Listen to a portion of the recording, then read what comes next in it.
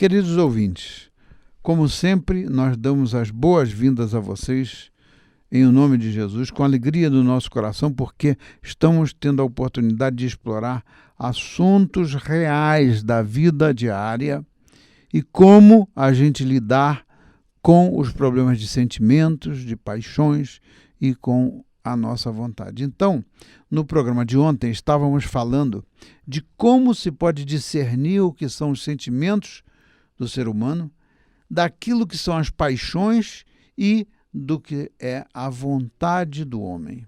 E como exercer a oração para discernirmos a vontade de Deus na nossa vida. Hoje, damos continuidade a este assunto, né, para cumprirmos o propósito da cura das feridas emocionais e a cura para as esperanças frustradas. Então, irmã Marli, se você poderia orar e dar sequência ao assunto? Amém, Senhor. Obrigada, Jesus querido, por podermos estar aqui novamente, Senhor, dando continuidade, Senhor, a este assunto, Pai querido, e rogando, Senhor, a Tua ajuda, Senhor, o Teu entendimento, o discernimento do Senhor, ó Pai, e, Senhor, colocarmos em prática, Senhor, a Tua vontade, Senhor, que é boa, perfeita e agradável, em nome de Jesus. Amém. A vontade restringe as paixões. Enquadrar os sentimentos como paixões demonstra a verdade do que Piper enfatiza também. Piper está convencido de que os sentimentos ou paixões são espontâneos. Assim, quando ele diz que sua dor vem debaixo da vontade consciente, ele quer dizer que a dor ignora a tomada de decisão consciente no momento. Nossos sentimentos são mais como reações instantâneas do que respostas consideradas. Eles são espontâneos não porque são necessariamente mais profundos ou mais reflexivos do nosso eu genuíno, mas porque estão mais próximos da superfície e, portanto, frequentemente intensos e quase sempre ligados a alguma expressão corporal, como lágrimas ou risos. Mesmo o exemplo de luto extremo de Piper sugere a capacidade da vontade de conter e superar as paixões. Quando ele recebe a notícia da morte de sua mãe, ele tira seu próprio filho da perna, entrega a criança para sua esposa e caminha para o quarto para ficar sozinho, antes de cair em lágrimas pela próxima hora. Em outras palavras, à medida que a dor começa a borbulhar, a vontade de Piper é capaz de conter temporariamente as comportas da paixão até que ele esteja sozinho e capaz de expressá-las. Ele faz cara de bravo até que a ocasião da libertação seja certa.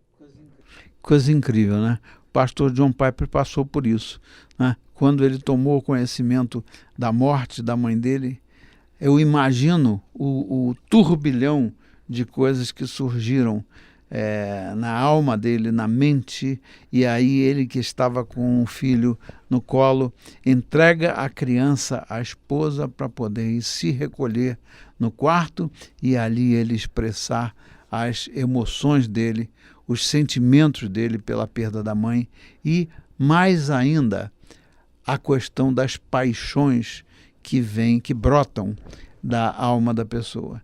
Ele era uma pessoa que amava profundamente a sua mãe. E aí, isso aí chega ao terreno já da paixão. Chega ao terreno da paixão. É como que se você, num outro exemplo, amado ouvinte, é como se você amasse profundamente a sua mulher ou o seu marido, né? Você amasse profundamente uma mulher e uma mulher amasse profundamente um homem e que de um momento para o outro você perdesse o outro. Aí entra um misto de paixão com sentimento, com tristeza, e aí qual é a vontade que se pronuncia? Não é possível mais a gente ter a vontade de voltar atrás, mas é possível sim a gente pedir ao Senhor nesse momento, apelar ao Senhor para que ele crie no nosso coração o desejo de nos agarrarmos com ele para superar o luto, para superar a perda, e isso em oração. Não tem outra solução, né? Aí eles falam acerca do verdadeiro você, quem você verdadeiramente é. Então, agora nós temos algo como em camadas, consistindo dos poderes superiores do intelecto, da mente, da inteligência e da vontade, e os poderes inferiores dos sentidos. Então ele coloca os poderes, a nossa vontade e o nosso intelecto, a nossa mente, né, numa posição superior, em camadas superiores, enquanto que ele coloca os sentidos e tudo mais, os sentimentos, etc., numa categoria de poderes inferiores, ou seja, a vontade realiza ações. Os poderes dos sentidos experimentam paixões ou sentimentos, mas a vontade é que realiza ações pensadas. Então, tanto nossas ações quanto nossas paixões, nossas vontades e nossos sentimentos refletem quem verdadeiramente nós somos como criatura. E lá, muito lá atrás, numa das séries iniciais do nosso programa, a gente falava do interior do ser humano. Aí falávamos dos temperamentos, falávamos da personalidade das pessoas. Há pessoas que têm a personalidade e o temperamento capazes de se controlar, não é?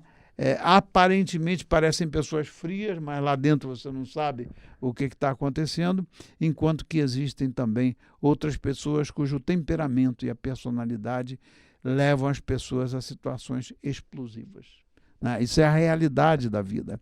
Então, o que então podemos dizer sobre qual é o nível mais genuíno, mais autêntico e reflexivo, né, do nosso eu real, de quem nós realmente somos? A verdade é que ambos são, tanto nossas ações quanto as nossas paixões, nossas vontades e os nossos sentimentos refletem quem nós somos como criaturas. Nós não somos como poste, nós não somos como uma barra de ferro, nós não somos como um animalzinho, nós somos criaturas humanas, diferentes até dos animaizinhos, diferentes das coisas, mas o fato é que, às vezes, a gente, ao enfrentar uma situação real, né, seja a pessoa explodindo num determinado momento, ou seja, a pessoa se contendo, é preciso que a gente entenda que Deus é que está no controle de tudo, e a palavra de Deus diz que todas as coisas contribuem para o bem daqueles que amam o Senhor. As coisas boas, as coisas más. Os sentimentos bons, os sentimentos ruins, né? E aí a vontade há que ser a vontade de seguir aquilo que Deus quer de nós. Então, isso é duplamente verdade, né? Como criaturas, pois as nossas paixões fluem de toda a nossa história anterior. Ninguém é louco. Às vezes a pessoa, quer dizer, ninguém é louco, às vezes ele é louco, não sabe, mas muitos outros que são loucos estão internados como loucos verdadeiramente. Quem sabe que aquela loucura não é algo que é o fruto ou resultado de alguma coisa que aconteceu lá atrás, no princípio da vida.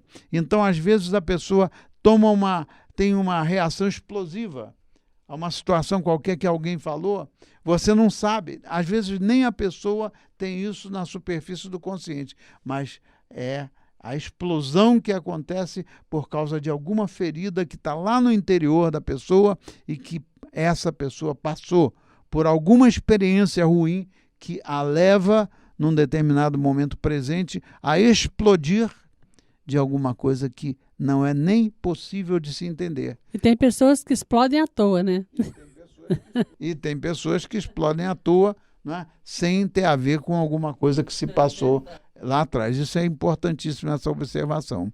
Mas o fato é o seguinte, é que às vezes a gente tem o ímpeto de querer julgar as pessoas, e às vezes até as pessoas dizem assim, mas essa pessoa era tão boa, tão tranquila, como é que pode de um momento para outro explodir? Ninguém sabe, só o Senhor é que é capaz de penetrar no profundo do nosso ser. Então, o que acontece? Isso é duplamente verdade, pois as nossas paixões fluem da nossa história anterior, incluindo nossas crenças, né? Incluindo as nossas crenças, se a gente crê ou não crê no Senhor Deus, né? As histórias que contamos a nós mesmos, quantas vezes a gente conta as nossas histórias cheias como é que se diz? As nossas histórias fluem às vezes dentro da nossa cabeça, não como fruto da realidade, mas fruto de imaginações. A pessoa se considera ou expõe a sua história. Hoje eu estava falando com algumas pessoas na hora do almoço, e o que eu pude observar, algumas dessas pessoas em torno da mesa estavam fazendo referências profundas, com emoções profundas a respeito do seu avô, a respeito do seu pai, que foi isso, que foi aquilo, a respeito de uma outra pessoa ou de um tio, coisas que estão lá no profundo da mente e que se refletem na história presente da pessoa. A pessoa hoje ainda está vivendo coisas lá do passado, porque o vovô foi uma pessoa muito importante, porque o papai foi uma pessoa muito importante, ou porque o papai foi uma pessoa que sofreu muito, ou porque o vovô foi uma pessoa que me ensinou realmente a realidade da vida. Então essa é a nossa história, amados ouvintes. As nossas histórias, geralmente, a gente forja na cabeça com coisas que são verdadeiras, que se passaram, mas também, às vezes, com coisas que são irreais, né? Coisas que são fruto da nossa imaginação, seja para a gente se reafirmar diante dos outros, ou seja por qualquer outra razão que a gente não conhece. Mas aí tem pessoas também, né, pastor, que traz para dentro de si, às vezes, um passado triste, uma coisa, e aquela pessoa também vivemos um mundo, né, diferente, as pessoas com outra mentalidade, com outras experiências, com outro tipo de vida. Então, o passado tem que ficar para trás, né? Você não pode trazer para si uma coisa que você vê que a pessoa sofreu, vivia para baixo, vivia, né, em depressão. Aquilo não pode passar para você. Você vai lembrar porque foi vamos supor, uma pessoa, um parente, um familiar próximo e tudo, mas aquilo não pode interferir, passar a palavra, interferir na sua vida. Né? Então, isso tudo aí é o dia a dia das pessoas. É o que flui nas conversas das pessoas. Então, o que acontece é que aqui o John Piper e o C.S. Lewis, eles dizem que isso é duplamente verdade, pois nossas paixões fluem de toda a nossa história anterior, incluindo nossas crenças, incluindo as histórias que contamos a nós mesmos, as nossas experiências e as nossas memórias e as nossas escolhas, o que nós escolhemos seguir na vida. Embora a vontade não dirija despoticamente ou impositivamente os sentimentos, os poderes superiores podem treinar e cultivar hábitos do coração que fluem espontaneamente em determinadas direções. Então isso é muito importante, amados ouvintes, a gente ver que se os nossos sentimentos estão sob controle ou se eles estão fora de controle, né? Para a gente, como a irmã Marlice falou, a gente não viver no passado e viver na ilusão do presente. Então, novamente, nós podemos inferir isso da história de luto do pastor Piper.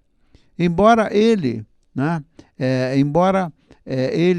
possa não ter escolhido conscientemente sentimentos de luto naquele momento em que ele perdeu a mãe, ele foi por 29 anos moldado e modelado no tipo de pessoa que respondeu espontaneamente a essas notícias desta maneira. Ele poderia ter, eventualmente, reagido de forma diferente, mas ele não é como uma outra pessoa, porque todas as pessoas são diferentes. Deus criou cada um de forma diferente. Então não podemos, nós podemos até analisar a história das pessoas e como as pessoas vivem aqueles sentimentos, mas nós não podemos pensar que nós devemos ser iguais ou não iguais, porque somos criaturas diferentes, feitas pelo Senhor de maneira diferente. Então, as lágrimas espontâneas e a tristeza visceral daquele dia foram fruto de quase 30 anos de bondade maternal e gratidão filial, gratidão do filho e bondade da mãe, que centenas de abraços carinhosos e beijos na hora de dormir, de conversas animadas na hora do jantar e obediência alegre e vitalícia no 5º mandamento. Pode-se imaginar uma mãe diferente, pode-se imaginar um filho diferente, pode-se imaginar um relacionamento e uma história diferentes, escolhas e ações diferentes, um cenário diferente e, portanto, sentimentos diferentes quando o telefonema chega com um anúncio de uma morte. Tanto é que, às vezes, determinadas famílias, no meio de determinadas famílias, às vezes acontece uma coisa, o pai ou a mãe ou um tio, mas como é que o fulaninho reagiu desse jeito? O irmão dele e a irmã dele ou os irmãos foram criados da mesma forma e cada um, é preciso da gente imaginar, para não julgar um ou cada um dos demais, como é que o fulaninho reagiu dessa forma se os outros irmãos que foram criados da mesma maneira reagiram diferentemente? Nós somos diferentes, somos criados diferentemente de todos os demais. Por isso é que criar um filho, criar filhos, né, é uma coisa que realmente, sem a dependência de Deus, a gente fica absolutamente perdido. É ou não é, irmã?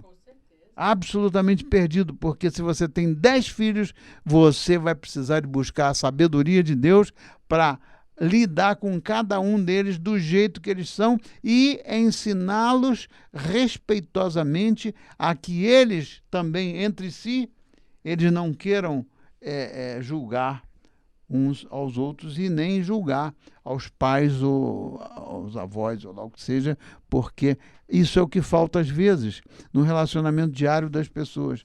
As pessoas quererem que os outros são como elas são. Amados ouvintes, é impossível você querer que o seu marido seja ou pense da maneira que você pensa. É impossível a sua mulher pensar do jeito que você quer que ela pense. Porque cada um de nós é diferente de todas as demais pessoas, né? E aí, como é que se pode resumir a história aí entre a abordagem de John Piper e C.S. Lewis, irmã? Assim, não precisamos escolher entre Piper e Lewis na vontade e nos sentimentos. Podemos reuni-los. Somos criaturas, corpos e mentes complexas, capazes de reações espontâneas e respostas intencionais. Fazemos escolhas e experimentamos sentimentos, e nossas escolhas moldam nossos sentimentos, e nossos sentimentos moldam nossas escolhas. Finalmente, foi assim que Deus nos fez, e é assim que Ele está nos refazendo a imagem de seu Filho. Com nossos novos corações e mentes transformadas, voluntariamente oferecemos nossos corpos, incluindo nossas paixões, a Deus como nosso ato espiritual de adoração. Romanos 12:1.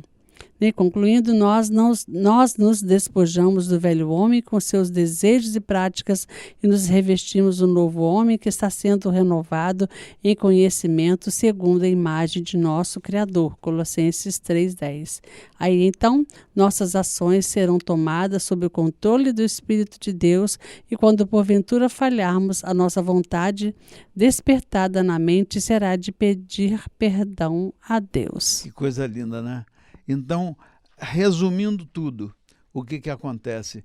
Nós não temos realmente como fazer uma escolha somente por aquilo que o pastor John Piper ensinou ou aquilo que C.S. Lewis ensina, porque nós somos criaturas, corpos e mentes complexos. Nós não somos robôs, como muita gente quer que a gente seja. Muita gente, inclusive aqueles que dominam o mundo hoje, eles querem que o ser humano seja robô. Eles querem que o ser humano faça o que eles planejam. Essa história da pandemia, qual é, no fundo, qual é o propósito desses que dominam o mundo e querem alcançar o quê? Através da pandemia, através das vacinas. Eles querem não que cada pessoa respeite ou considere a outra da maneira que ela é. Porque se criaram dois grupos diferentes no mundo. As pessoas que aprovam e aceitam a vacina e as pessoas que não querem se vacinar. Então, hoje, o grupo de pessoas que não quer se vacinar por aqueles dominadores do mundo, o grupo das pessoas que não querem se vacinar é um grupo rejeitado, é um grupo criticado.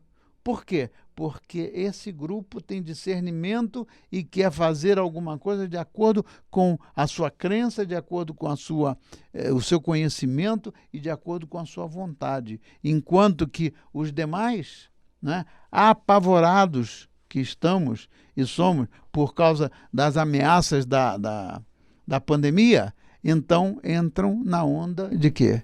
Eu preciso ser vacinado. Eu não queria ser vacinado. Mas se eu não aceitasse de ser vacinado, o que ia acontecer? O que ia acontecer é que eu não ia conseguir vir embora, porque era preciso de comprovar as vacinas. Então, você vê a imposição dos dominadores do mundo, ao fim e ao cabo, eles não respeitam nem o sentimento e nem a vontade das pessoas. Não respeitam mesmo. Não respeitam mesmo. Então, vamos ver. Curando as feridas, né? As feridas emocionais das nossas esperanças frustradas. É um artigo de Niski Kozias. Ele diz assim: a esperança adiada adoece o coração, mas um desejo realizado é uma árvore da vida. Provérbios 13, 12. Certa vez, ele diz assim, ouvi alguém dizer, você está totalmente curado quando não deseja olhar para trás. Vejam bem, ouvintes, você está totalmente curado quando não deseja olhar para trás e ver o que não aconteceu. Recentemente, diz ele, lembrei-me dessa citação enquanto revisava um artigo diário analisando vários objetos, sonhos e esperanças que haviam escrito nos últimos 5 anos. Uma a uma dessas histórias e dessas experiências, várias coisas foram riscadas da lista. Elas não aconteceram e não iriam acontecer. Por quê? Por causa da morte, relacionamentos rompidos, por causa de objetivos de carreira não alcançados, por causa de circunstâncias e, em alguns casos até, apenas pela maneira como as coisas aconteceram. O problema era que eu, diz o autor, ficava repetindo e repetindo esses eventos decepcionantes como um rolo em minha mente, pensando coisas como estas. Se eu tivesse dado esse passo, o resultado teria mudado? Ou, se eu tivesse feito esse movimento específico, teria evitado essa realidade indesejável? Então veja, quantas e quantas pessoas, amados irmãos e amadas irmãs, vivem no passado.